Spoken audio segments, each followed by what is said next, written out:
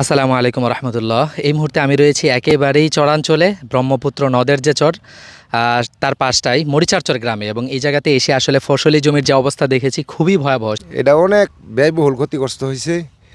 দেখা গেছে আমরা এই 100 ধান টান যে আমরা করছিলাম, এই অবস্থা বাইরনের সূত্রে আর কি শিলাবৃষ্টি হইয়া কিছু কিছু কি আছে 100 টাকা দানও পাবে না, 100 টাকা দানও না। এই দেখেন না, জমিন আগ্নে পোড়ার মতো হয়ে আছে। যে দৃশ্যটা, এটার কথা আপনি বলছিলেন, এটা কি ক্ষেত ছিল? এটা মরিচ ক্ষেত ছিল। পরে এখন মরিচ ক্ষেত। এরকম অবস্থা কেন? এই যে শিলাবৃষ্টি হইয়া অনেক ভরপুর মরিচ ছিল। পরে তো আপনি 8-10 দিন পরে আয় যে বেটেন ফুলাহন টুলাহন লয়ে টুকা টাকা নিছি, কিন্তু সব ফটকা হয়ে গেছে মরিচ।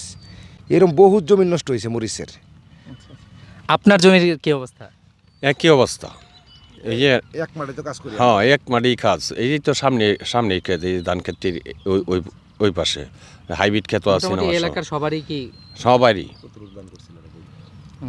মনে করেন যে 10% কাটা, 20 কাটার মতো জমি করছিলাম, সবই একই হয়েছে।